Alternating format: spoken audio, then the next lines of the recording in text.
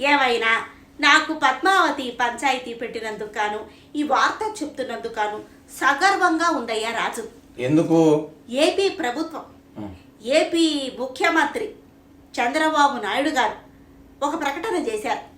జనవరి 18వ తారీఖు నుంచట వాట్సాప్ పాలన అనేది మొదలవుతుందట. అదేంటిది? చెప్తా అది చెప్తా. ఇప్పుడు ఈ దరఖాస్తులు చేసుకోవాలన్నా, ఫామ్స్ గట్రా ఫిల్ చేసుకోవాలన్నా చాలా వ్యవహారాలు ఉంటాయి కదా ప్రభుత్వంతో.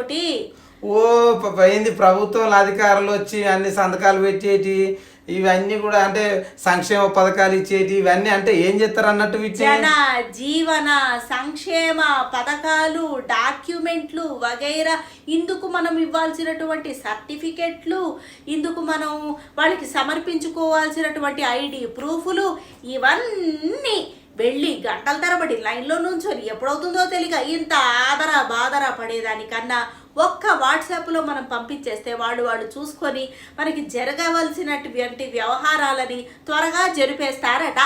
అసలు విషయం తెలుసా? నువ్వు ఇంకొకటి మర్చిపోయాను. ఏమిటోది? ఇప్పుడు ఏఐ అని కొత్తగా వస్తుంది కదా, ఆ కొత్తగా వచ్చేది మొత్తం దాంట్లోకి వెళ్ళి అనుసంధానం చేసి ఇక ఏం లేదు, ఇట్లా ఫోన్లో క్లిక్ చేస్తే ఇట్లా వచ్చినాం అనుకో, ఇక మొత్తం దానికి సంబంధించిన డీటెయిల్స్ అన్ని వస్తాయట. ఇంత మంచి ఆలోచన చంద్రబాబు సారు, ఇంతమంది ముఖ్యమంత్రులు, ఆయన స్టైలే వేరప్ప. ఎందుకంటే ఆయన ఏదైనా ముందుగా ఆలోచించి బాగా అసలు ఏం జరిగితే బాగుంటది. ఇప్పుడు ఏ రాష్ట్రంలో కూడా ఇట్లాంటి వాట్సాప్ పాలన తీసుకురాలే.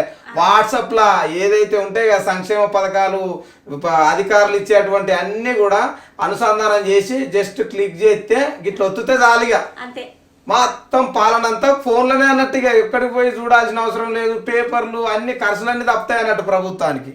వాళ్ళు బాగుపడుతున్నందుకు చాలా ఆనందంగా ఉన్నా, మిగతా వాళ్ళందరం ఎప్పుడు బాగుపడతామో అని దిగులుగా కూడా ఉందయ్యా రాజు. చంద్రబాబు నాయుడు ఏం చేసినా ముందుగానే చేస్తాడు. 100 ఏళ్ళ ముందుగానే ఆలోచించి అన్ని మంచి చేసేటందుకు ప్రజల కోసం ఆలోచించే మనిషి కదా.